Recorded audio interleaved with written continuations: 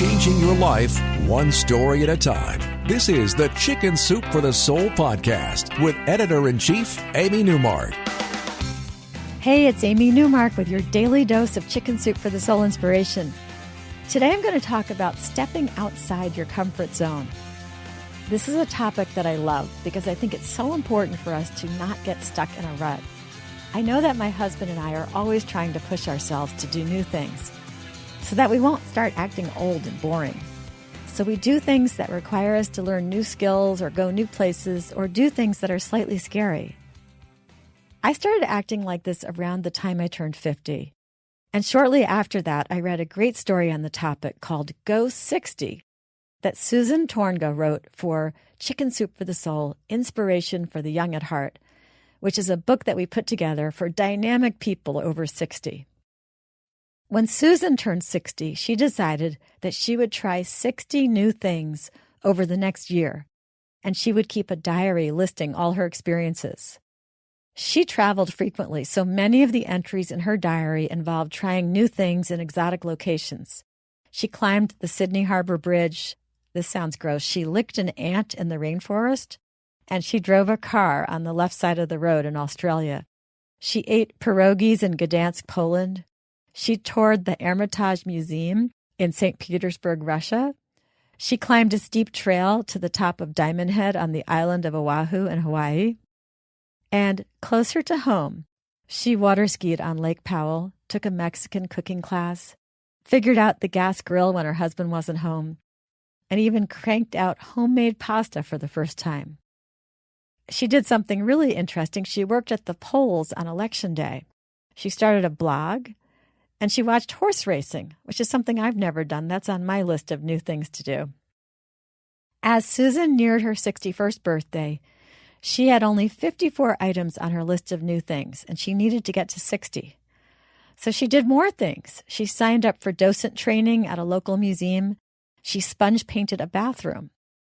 In her zeal to put 60 items on her list, she says that she agreed to do many things that she would normally have turned down, including that Sydney Harbor Bridge climb. In that climb, you take these steel stairs up the bridge to its very peak, 440 feet over the water. So here's what Susan says about her year of trying 60 new things. The unquestionable success of my Go 60 year was the shift in my mindset. I might never have agreed to the bridge climb, which, by the way, was not the least bit frightening once we got underway, had I not been looking to add to the list. What a pity it would have been to miss the exhilaration and beauty of that experience. Now, because of Susan's story, which had a big impact on me, I have tooled around Bermuda on a moped, zip-lined in Costa Rica, surfed the sand dunes in Dubai in a Toyota Land Cruiser. I might not have done these things if I hadn't been conscious of the need to keep exposing myself to new things. I've tried new kinds of clothing, new drinks, new foods. When we were launching our line of treats in our pet food business, I tried a dog biscuit. Why not? It tasted like a rather healthy cookie. It's so easy to get in a rut, doing the same things every year, rejecting anything new. Over time, we run the risk that our lives will get narrower and narrower, and then we'll start to fall behind. We won't understand references to the news. Our bodies will become less useful. We won't avail ourselves of convenient new technology.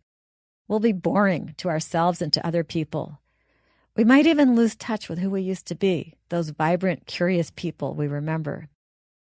The Nobel Prize-winning French author André Gide said it best. Here's what he said.